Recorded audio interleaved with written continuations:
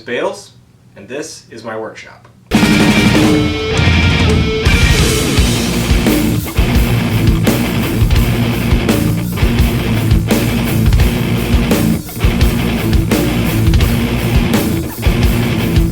This space is 10 feet by 25 feet, which is just a little bit under half of the overall basement. In its original 1923 state, it was a one-car garage with a storage closet in the back. At some point during its history, the garage door was removed, this wall was framed in, and a 36-inch standard door was added. When I bought the house in 2006, it was just random storage not really being used. I ripped the old walls out, I tore down the ceiling, installed some can lights and insulation for sound, and I used it as a rehearsal space for about 2 years before the tools started taking over.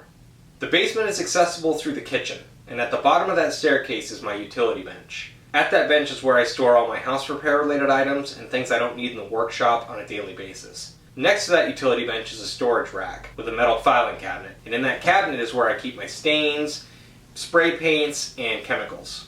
In this first front corner is my lumber rack, and it's a variation of J. Bates lumber rack using 2x4s and EMT, but instead of mounting the 2x4s on edge vertically, I mounted them on face horizontally, and the reason I did that is because there's only 18 inches of clearance behind this door, and I wanted to maximize as much of that space as possible. Below the lumber rack is my 6 1/8 inch jointer. Against this center wall is my miter station, and the top half of this is based off a plan from Shopsmith magazine. The bottom half is just a stand I made out of 2x4s with a shelf. And on that shelf is where I store all my handheld power tools. My circular saw, a router, Dremel, domino, reciprocating saw, oscillating multi-tool, grinder, jigsaw, and finish nailer. On the back side of this wall is my washer dryer and my slop sink. Feel the burn!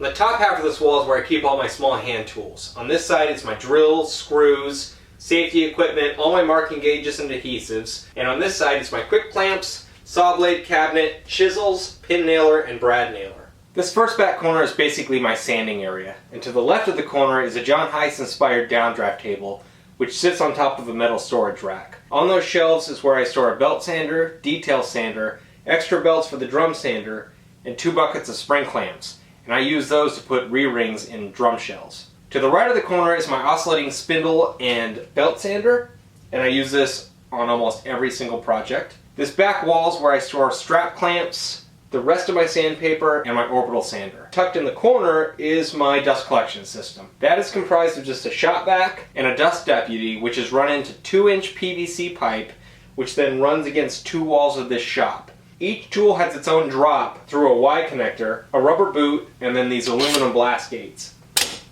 It's not the best, but it's totally better than just blowing sawdust all over the shop.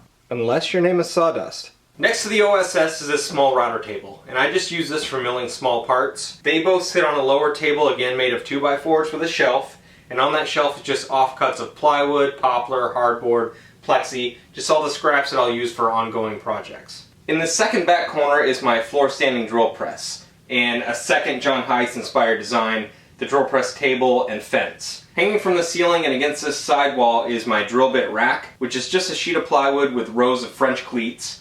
Each different set has its own little caddy which can be removed and taken to the bench or to any job site. Under the dust collection pipe is just a simple plywood clamp rack, which is where I keep my K-body clamps and the longer F-clamps. And then throughout the shop you'll see that I hang smaller F-clamps from the actual dust collection pipe. This right here is a stool that I sit on when I need a rest.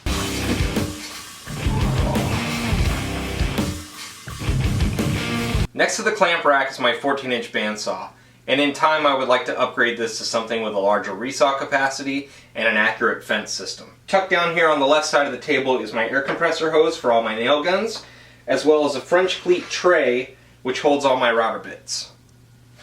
The biggest item in my shop is what I affectionately refer to as the big ass router table. This table is 50.5 by 50.5 inches wide, the construction is all 2x4, the skirting is 3/4 inch plywood, and the top is melamine. If I had to do it again, I would replace the top with plywood and a heavy duty laminate, and that's because the melamine tends to chip out rather easily on all these edges. The reason this table is so big is because its primary function was to cut bearing edges on drums. And if you would like to see that in action, I invite you to check out the Calderwood YouTube channel. The router plate is made by Craig, and the router lift is another design by John Heiss. I just had to extend the lift mechanism so that it would extend out past my table. In this drawer I store my trim router, router bushings, and all my 1/4" router bits. As you can imagine, this table is very heavy, so I incorporated landing gear. On each side there's a 2x8 running front to back, with a caster on each end, attached to the front and back legs with barn hinges. To access the landing gear, you lift up this front hatch. To engage the landing gear, you just pull up on these 2 red levers. In addition to being my main router table, it's also my assembly table and the outfeed for the table saw. Hanging above the router table is my air filtration system, and tucked under that in the back corner of the bench is my planer. When I need to plane something, I just pull it to the front of the bench, run my boards, and easily tuck it back. It just stays out of the way. To the right of the big router table is my table saw, and this is a job site style saw. I would love to upgrade this to a saw stop cabinet saw, but I really don't think I have the space in this shop. Next to the table saw is my sled storage wall, and on this wall is where I keep my spline cutting sled, my multi-purpose hold down tapering sled, 2 small part sleds, one at 45 degrees, one at 90 degrees, a large crosscut sled, a miter sled, and a specialized fixture for cutting drum shells to depth. Tucked here in the corner is where I keep various push sticks and my sacrificial fence. This last corner is currently where I'm storing my 16x32 drum sander, and the storage wall behind it is basically overflow for jigs. Right now that is a spline cutting jig for picture frames, an exact width dado jig for the router, a Lazy Susan, and 2 trammels or circle cutting jigs for routers.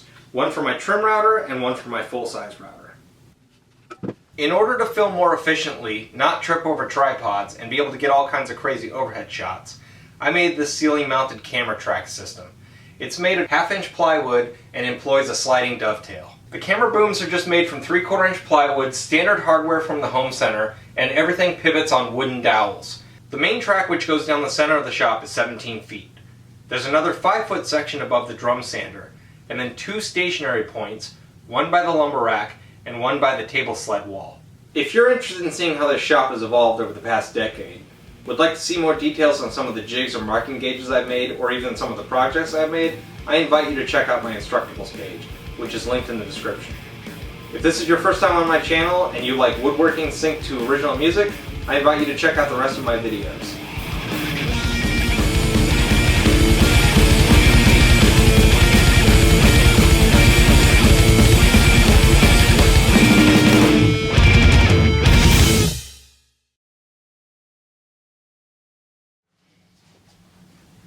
If you would like to see how this shop has evolved in the past Cut. What do you mean cut?